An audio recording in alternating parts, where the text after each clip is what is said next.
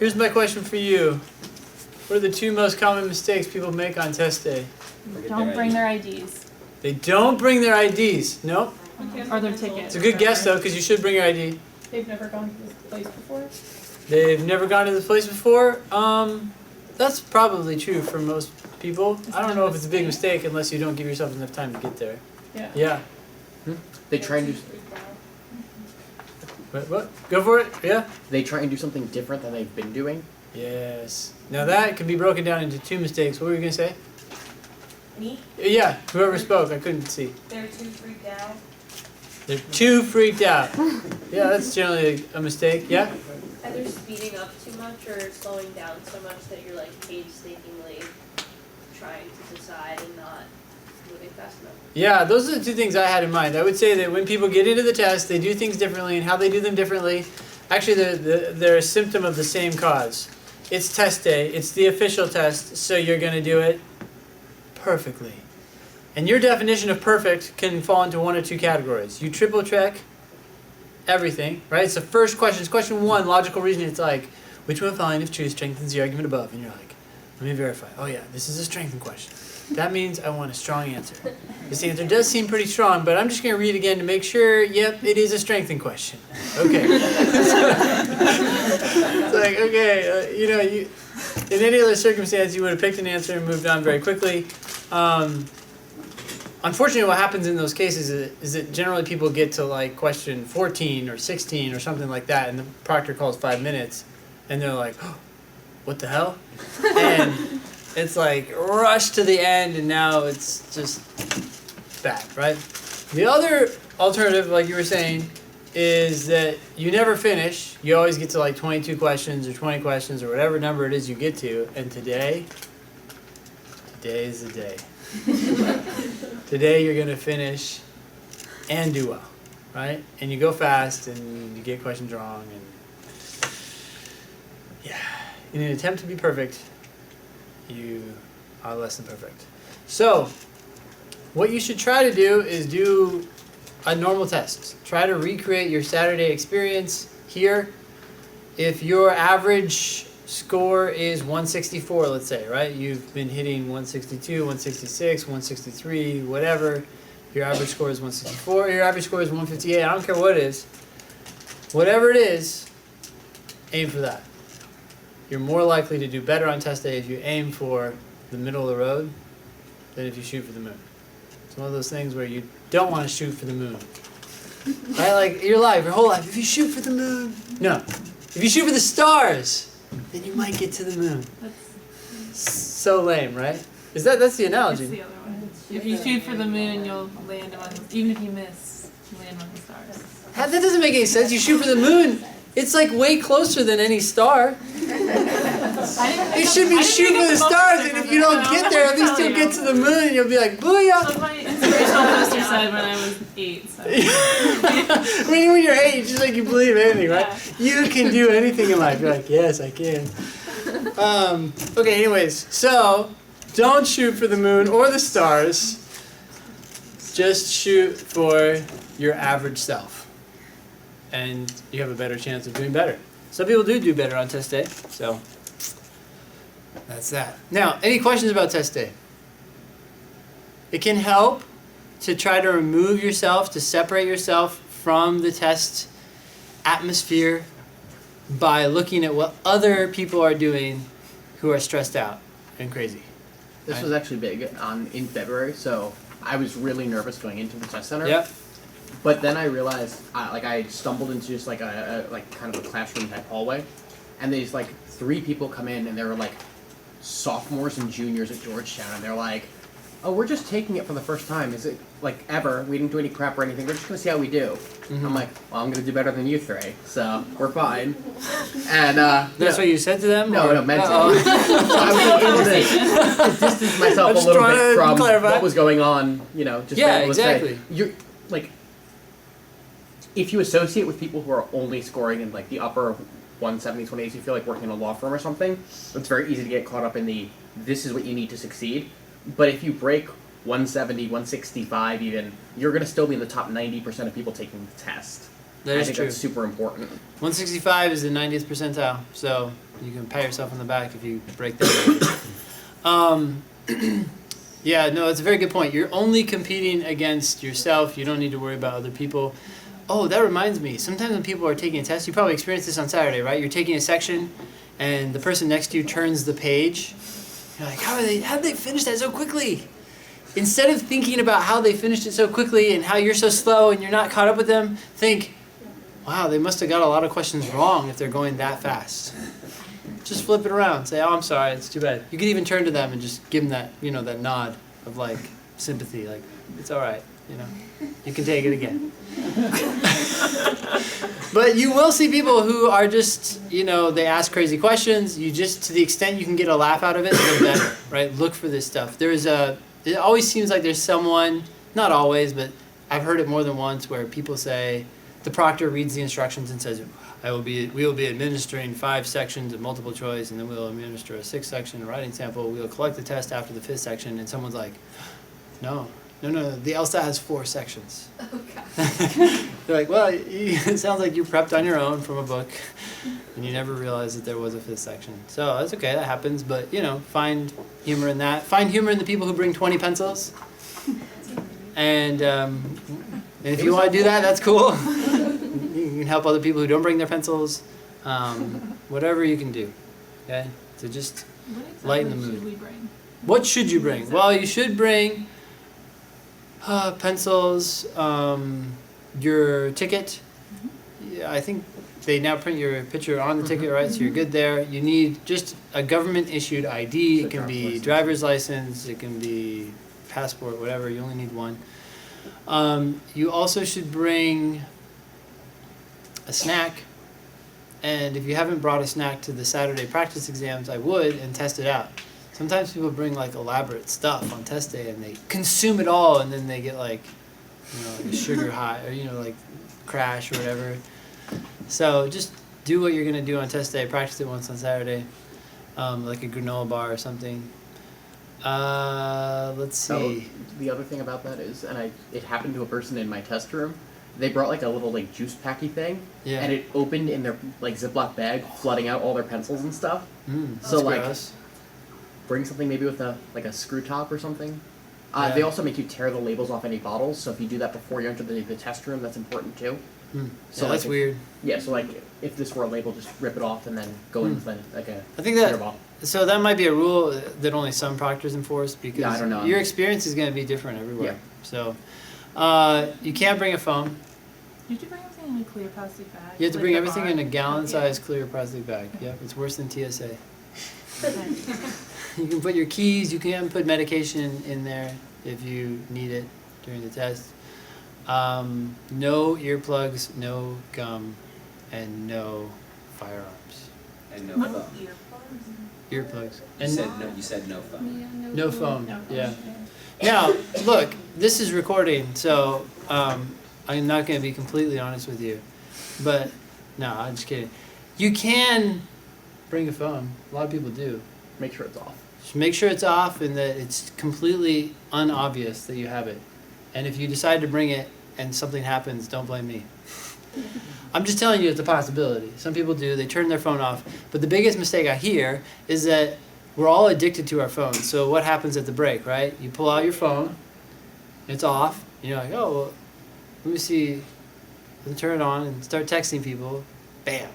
They walk up to you, they're like, hey, you have your phone. You're like, yep, that's a dismissal and a violation. So you really just have to turn it off and forget it. But the reason, obviously, people bring it is because they want to do Uber or something.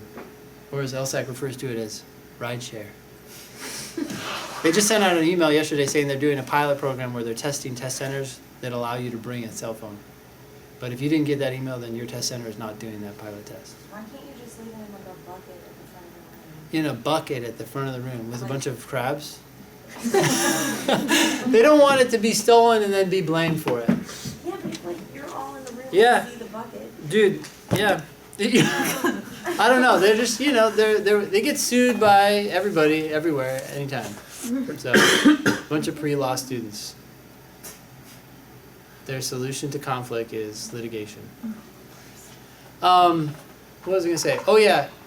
sometimes people will bring stuff in a backpack, and you can't bring a backpack in, so then you'll see a lot of backpacks like stashed outside the test center in the bushes.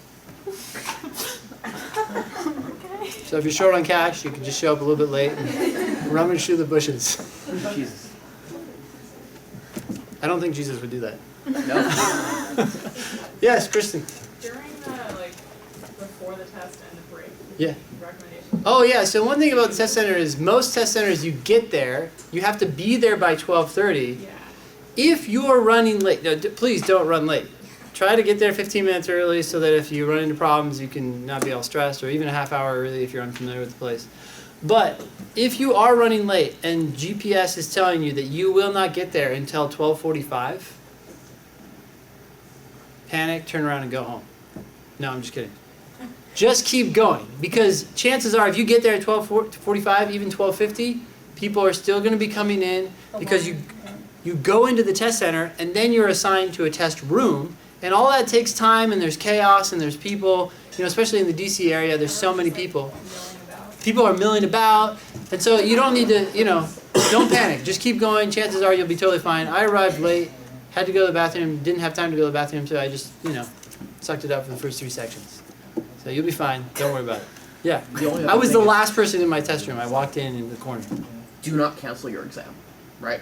Yeah, don't cancel your exam at the test center. You have 6 days. You can't anymore. Oh yeah, that's been canceled. But You have to wait 24 hours or like Yeah. 48 hours. yeah, generally though, you just want to keep your score, because unless something really bad happened, most people think it went worse than it actually did. Sound good? All right. Any other questions? Oh, there's actually the one other little thing. They offer you the option to pay like $25 or whatever to get it hand graded. Is that at all worthwhile? I wouldn't do it. No. Okay. Yeah. Yeah, they offer you an option to have your exam hand graded instead of Scantron. Can you talk a little bit about the essay? Oh, the essay. Yes, I will briefly mention. No. The essay is going to ask you to. They're going to give you a set of facts, right? That you have to accept as true. They're about 2-3 paragraphs long, and they're going to give you 2 goals and 2 choices. And each choice will help further those goals to some degree or another, right? So, for example, you might be presented with a family that's deciding whether to visit Yosemite or New York City, right? And they have 2 goals. They want their children to be enriched by the cultural heritage of our nation, and they want them to understand the great outdoors. And you're like, oh, I'm torn. And they have like facts, and they talk about how New York has, cultural heritage and outdoorsy areas, and they talk about how Yosemite has cultural heritage and outdoorsy things, right? Mm-hmm. The bottom line is that you could decide, the family could make either decision, and they'd both be equally good, given the set of facts and the goals, right? So your job is to argue for one side or the other.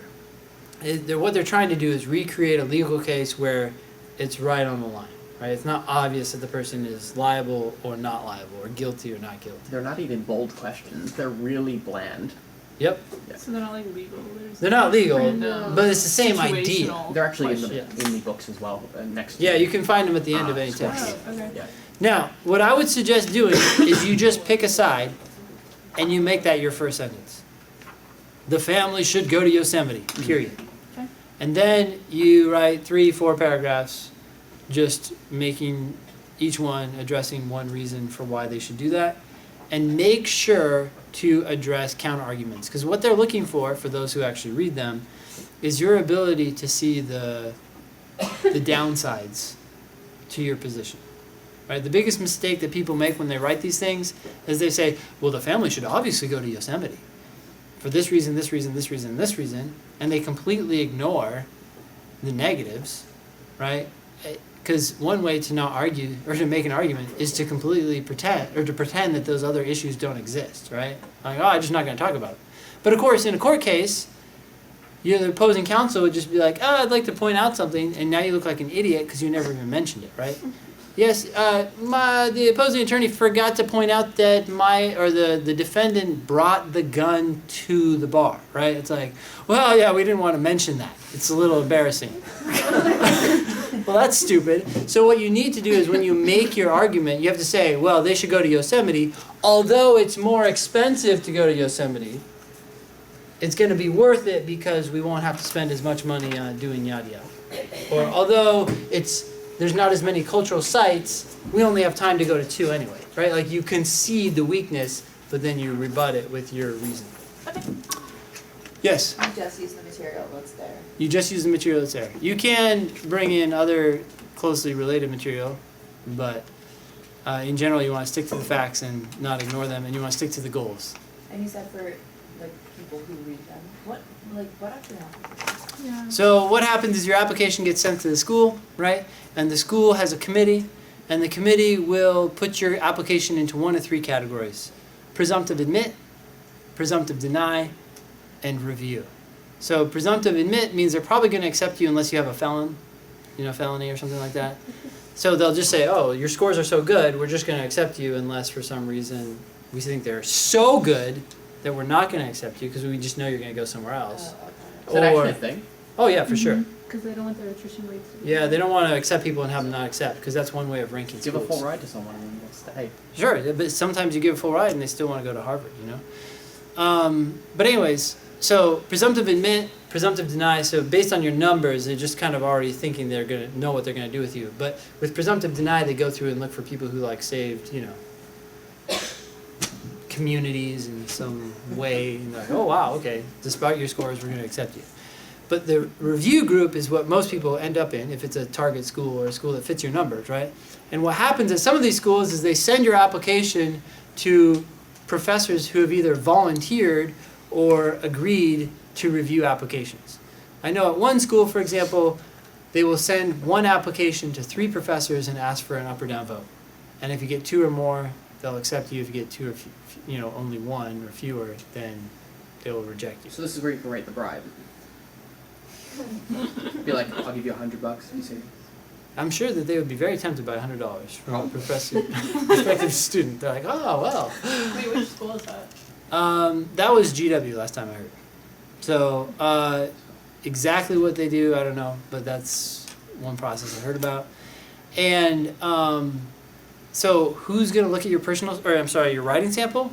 It really just depends on the professor looking at your application, right? Do they like that sort of thing? Some do, and they'll look at it. Others don't care at all. They might just look at your GPA, LSAT, and the beginnings of your personal statement. If it seems polished, they're like, great. They're all busy, right? So they're trying to make snap judgments. It's like speed dating. Did the conversation go well for the first 30 seconds? Yes. Okay, come to our school. No, get out of here. I gotta go back to class. Sound good? Any other questions? If you want to do a writing sample, do no more than 1. And they're at the end of each test. You don't need to do more than that. Yeah? Is the writing sample always the last thing? It's always the last thing, and they will collect your test before they give you the writing sample. The reason I say that is if you plan, not that you would plan to do this, but some people plan to bubble in their answer sheets during the writing sample. They're like, aha, I'm going to outsmart the LSAT, I'm going to save time, I'm not going to bubble during the sections, I'm going to bubble at the end.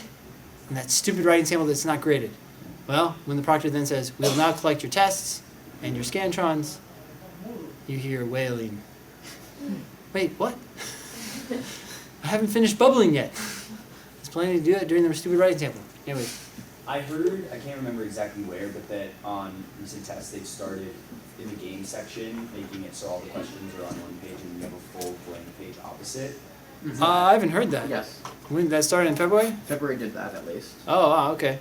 Interesting. Okay, yeah, so I just didn't know if that was total bullshit or if it was true. I don't know, but it sounds like it's real. So Yeah. it was usually something along. So right now games are split, or they were split, right, between 2 pages. Now all on 1 page and blank on the other. Yeah. That could be good or bad. Depends. Most people have a single fold-out desk, which means they're only going to see one side of the test anyway. So that blank sheet of paper is not going to be underneath. So, anyways, well, it doesn't really matter. It'll affect most people in the same way. So, any other questions? You guys are good? Okay, let's talk about test 6.